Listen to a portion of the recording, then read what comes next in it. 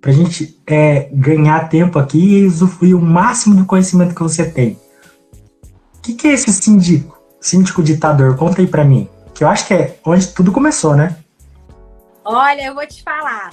É assim, síndico ditador, existe essa figura? Existe. Existe a figura do síndico autoritário? Existe. Existe o síndico que efetivamente não faz nada, mão frouxa? Existe também.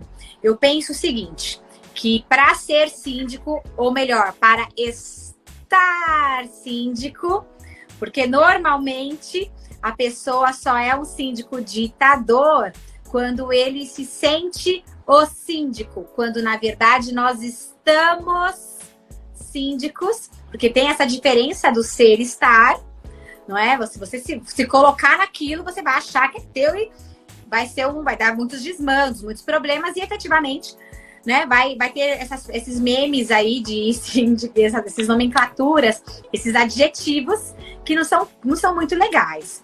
Eu procuro ser uma síndica legalista, não tenho como fugir da minha profissão, né? Sou advogada antes de ser síndica. Procuro justamente trazer as minhas questões de estudo comportamental para justamente de família para esse universo e dividir responsabilidades naquilo que eu consigo dividir, e eu trato o meu conselho como um time, porque normalmente você tem essa ideia para os moradores quando você só dá regras, dita regras, não divide nada, faz como você quer, sai divertindo e multando todo mundo, mas sem efetivamente mostrar os motivos. E sua história começou justamente aí, não foi? E sua história começou justamente numa primeira experiência que você teve, não foi? Olha, eu lembro lá na primeira formação que a gente teve lá, nos primeiros dias da apresentação, você foi falar sobre síndica profissional. Eu nunca tinha ouvido falar de síndica profissional. Sério, não sabia, pra você ver. A gente acha que sabe demais e não sabe nada. E aí, você falou naquela oportunidade que a primeira experiência que você tinha tido com uma síndica lá, era uma pessoa que ela tinha procurações, eu não sei como funciona isso. Olha só. E ela controlava tudo, ou seja, ela decidia qualquer coisa ali, ela que mandava. Então, vou fazer uma assembleia. Tem a assembleia do condomínio. A assembleia era ela. Então, o que ela falasse, podia ter 3 ali, falasse que não, ela tinha 40 procurações, ela que mandava. Você tem uma memória melhor que a minha, porque olha isso. Eu achei interessante. Por isso que eu falei do ditador, agora foi nesse sentido. Olha, eu comecei como síndica moradora, orgânica, justamente por conta desta síndica. Na época eu morava num apartamento e eu era inquilina, era alugado, e eu via um monte de coisas erradas nas áreas comuns, na forma de agir, como tratavam os empregados do prédio. Nossa, que cabeça sua, viu? Parabéns. Eu não lembro, não sei como funciona esse negócio de procuração, eu lembro dessa parte. Você me fez agora voltar no túnel do tempo, porque eu lembro bem isso, e eu não conseguia mudar nada, porque eu fui procurar saber como que podia participar, aí falaram assim, olha, o proprietário da sua unidade, ele mora no Japão, e quem tem a procuração é a síndica. Aí quando eu fui descobrir, ela tinha mais de 45 procurações.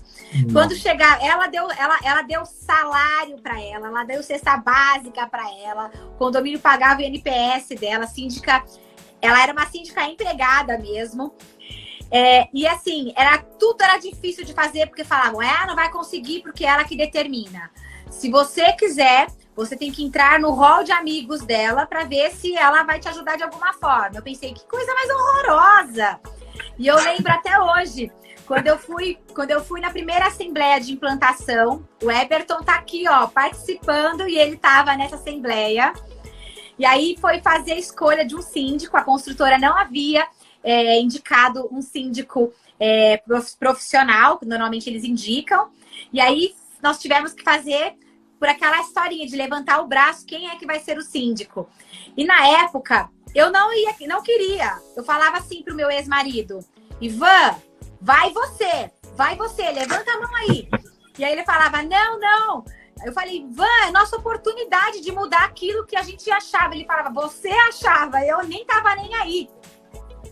Aí ele falou, vai você. E eu, vai você. No final das contas, eu tava com meu filho no colo e eu levantei a mão para me candidatar a síndica de um condomínio que eu fiquei durante 5 anos.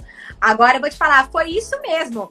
Eu não me conformava com as coisas que estavam acontecendo e naquela oportunidade era muito difícil eu fazer a diferença. E aí eu percebi o quanto uma pessoa inerte não faz nada. Então eu pensei, bom, ao invés de eu ficar criticando a gestão dessa moça, eu vou fazer diferente.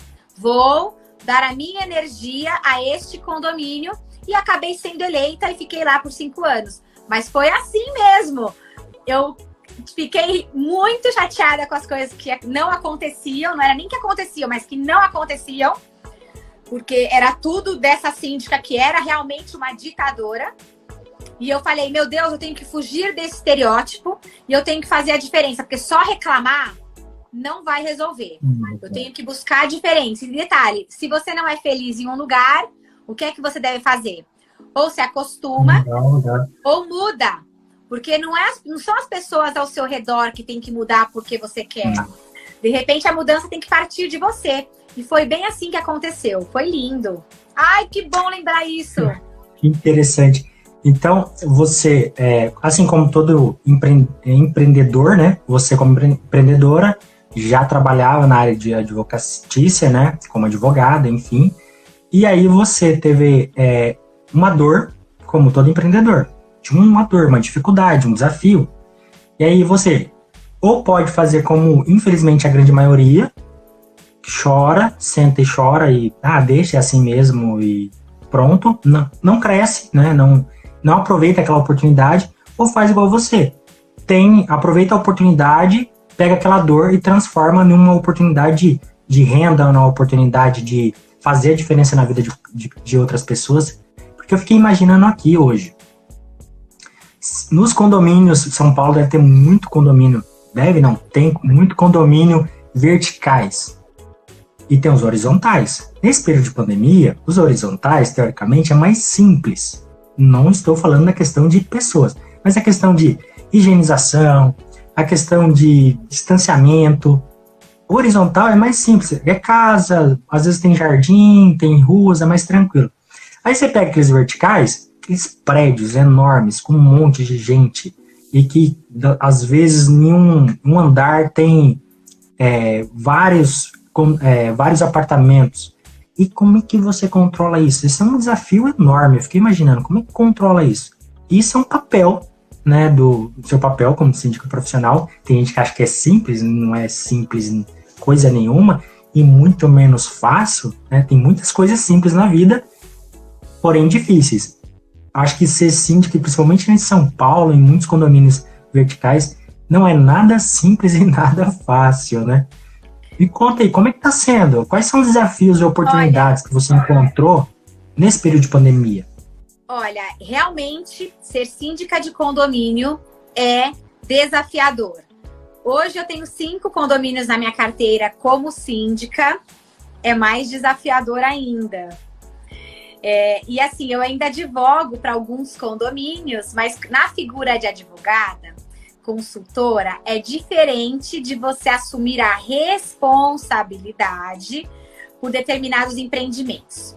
Veja, eu tenho condomínios com 400 famílias, tenho outro com mais 400 famílias, aí o outro com mais 300 famílias, aí o outro com mais de 200 e poucas famílias, o outro com mais de quase 200 famílias. Somando isso, a gente fala em unidades privativas. Só que essas unidades privativas, que ultrapassam 1.000 e poucas unidades, elas estão com famílias. E famílias normalmente 3, 4 pessoas, 2 pessoas. E aí você imagina lidar com tudo isso, e mais os empregados do prédio, os funcionários, prestadores de serviço, e mais uma coisa chamada ego. Ai, é doido, muito doido. Só que veja, tem que existir uma coisa chamada paixão. Tem que ter algo maior do que só uma remuneração. Porque se fosse só pela remuneração, de verdade, não ia funcionar. Não ia.